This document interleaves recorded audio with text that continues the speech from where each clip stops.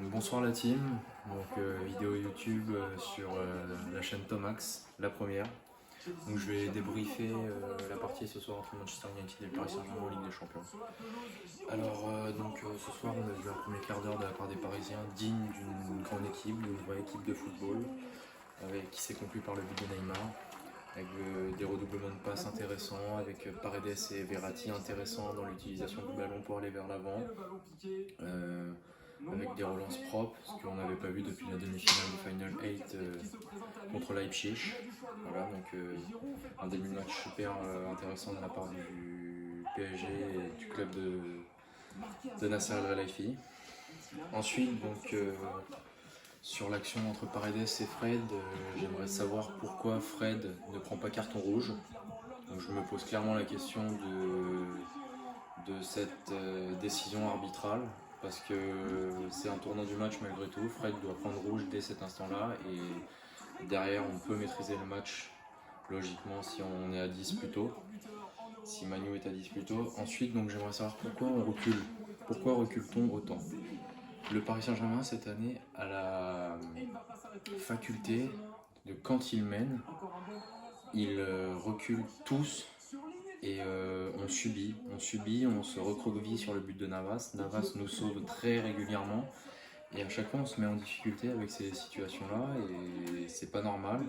On doit travailler là-dessus. Aujourd'hui, on a quand même une équipe capable de tenir le ballon et capable d'imposer son jeu face à l'adversaire. Voilà quelque chose que je comprends pas. Je pense qu'il y a aussi un manque d'agressivité claire de certains joueurs, Danilo,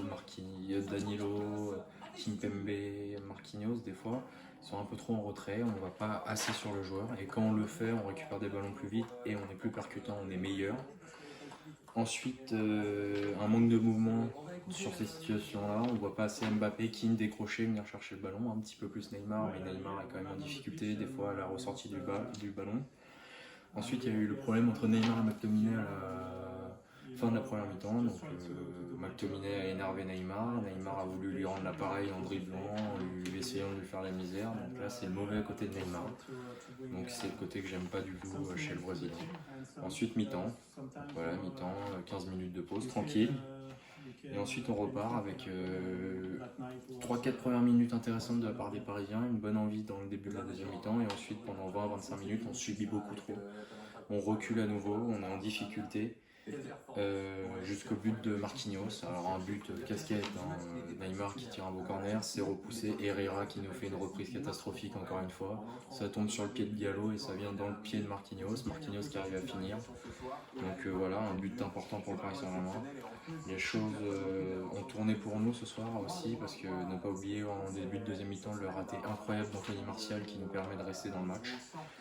Ensuite, le carton rouge juste après le but de Marquinhos, qui est quand même l'un des tournants du match. Ce carton rouge nous permet quand même de respirer et de nous dire que c'est presque fait et qu'on va ramener les 3 points à la maison.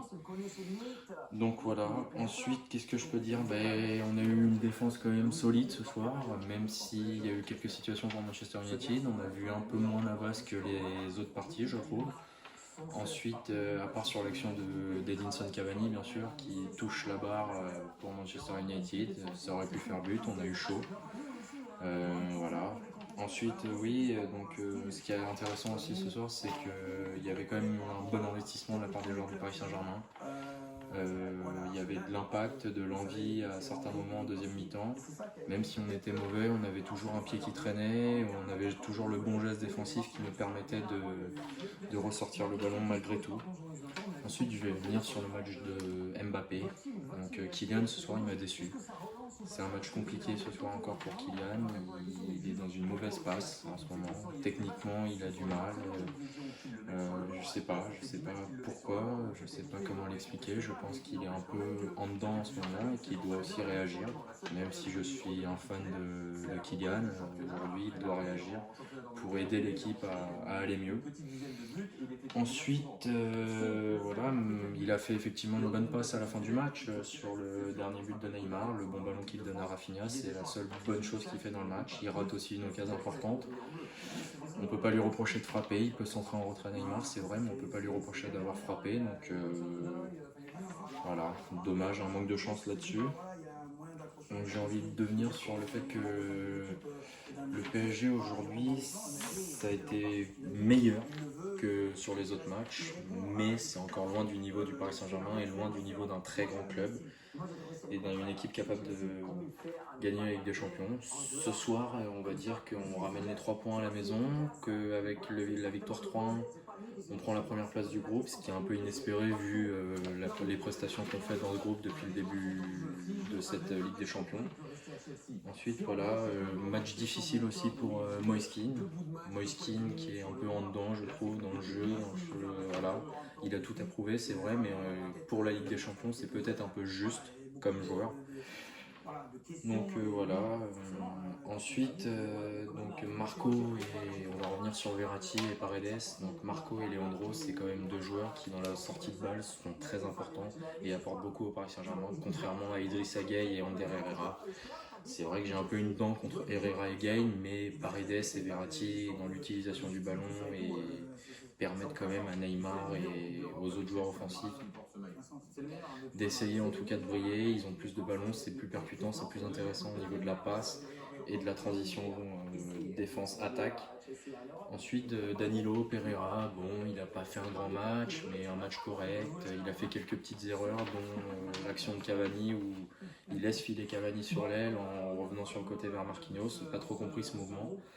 Mais Danilo a quand même essayé de stabiliser la défense. Il essaye de s'adapter à cette équipe. Il a fait un match plutôt correct quand même, j'ai envie de dire. Ensuite, voilà, Marquinhos, Diallo et Kimpembe ont été très solides ce soir. Ils ont fait un très bon match. Même si Diallo a fait quelques erreurs sur le côté gauche parce que c'est pas son poste latéral gauche. Mais c'était quand même intéressant. Voilà, ensuite, le match de Florenzi est plutôt correct aussi, malgré aussi quelques ballons rendus trop facilement. Florenzi, il a quand même été un peu plus brillant que sur d'autres matchs que j'ai vus où il était vraiment cramé. Ce soir, j'ai trouvé meilleur. Je tiens à souligner aussi la très bonne entrée de Mitchell Bakker ce soir. Bakker, côté gauche, a apporté un latéral. Il s'est projeté vers l'avant, dont une occasion à un moment où il peut marquer et Derrea arrête ce ballon. Donc à souligner la très bonne entrée de Bakker ce soir qui m'a plu. Et voilà, je suis plutôt en tant que supporter fier de la victoire de ce soir et j'espère que la semaine prochaine nous ramènerons la victoire à Başakşehir. Salut la team!